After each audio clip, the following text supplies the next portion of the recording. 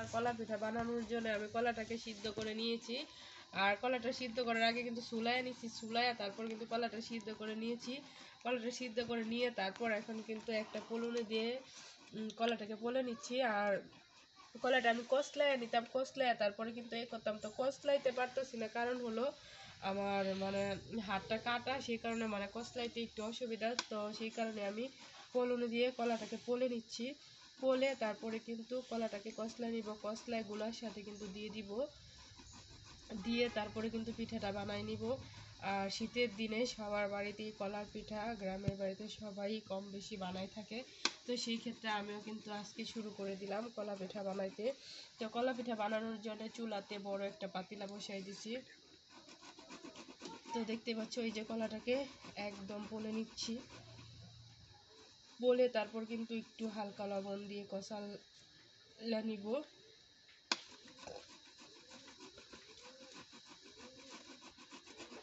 তো দেখতেই পাচ্ছ কলাটা পলার পর কতটা মানে এই যে সফট এবং সুন্দর হয়ে গেছে। আর দেখতেই পাচ্ছ কলাটাকে একদম সুন্দর আমি পলে নিচ্ছি।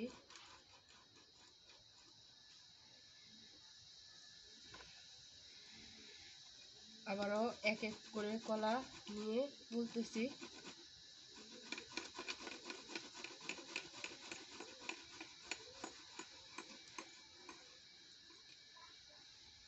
ওই দেখো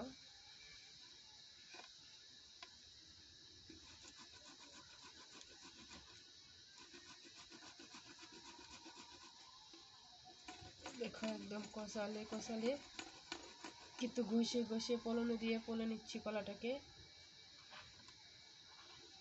আর কলাটা একদম পিছলা পিছলা হয়ে যাচ্ছে অল্প অল্প, ওইটা কষালের সাথে একদম দিয়ে মিক্সড করে নিব। তো আমি আস্তে আস্তে কলাটাকে মানে পলে নিচ্ছি।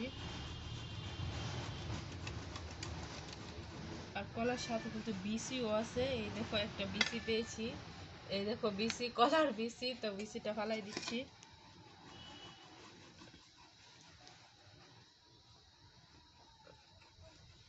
তো এই দেখো, তো আবারও পলে নিচ্ছি কলাগুলিকে। তো বন্ধুরা আমি কিন্তু কলাটা চুলায় সিদ্ধ করে নিয়েছি, তোমরা চাইলে মানে সিদ্ধ করে তারপর সাথে সাথে কষলাইতে পারো। আমি কিন্তু গরম গরম যদি কষলাইতাম তাহলে কলাটা এতটা ঠান্ডা হইতো না। তো যেহেতু আমি আগে রাখছিলাম, তো সেই ক্ষেত্রে ঠান্ডা হওয়ার পর কলাটা কিন্তু অনেকটা শক্ত হয়ে গেছে।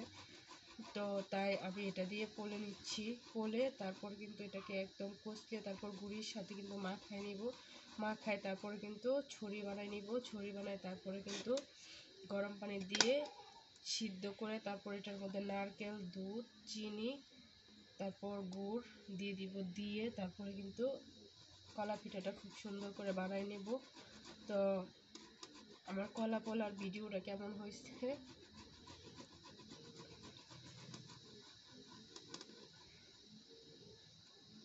তো এক এক করে সবগুলো কলা কিন্তু আমি পলে নিচ্ছি।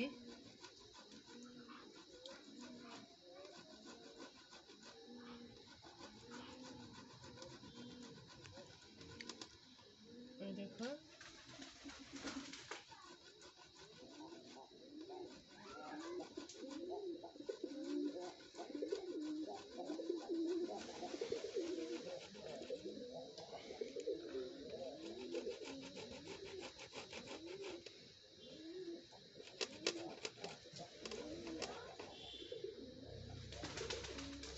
তো হয়ে গেল আমার কলাটা ফলা, আর অল্প একটু রয়ে গেছে, একটু ফলার পর পরে কিন্তু আমি সবগুলা কলাটা কষাইলা নিব।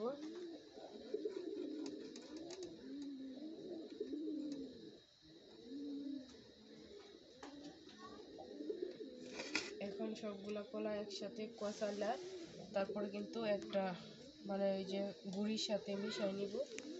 তো আমার কলা পোলাটা হয়ে গেছে। কলা পোলার ভিডিওটা কেমন হয়েছে অবশ্যই সবাই কমেন্ট করে জানাবা। তারপরে চলে আসবো নতুন কোনো ভিডিও নিয়ে তোমাদের সঙ্গে শেয়ার করতে। সেই পর্যন্ত সবাই ভালো থেকো, সুস্থ থেকো। ধন্যবাদ সবাইকে। আসসালামু আলাইকুম, টাটা।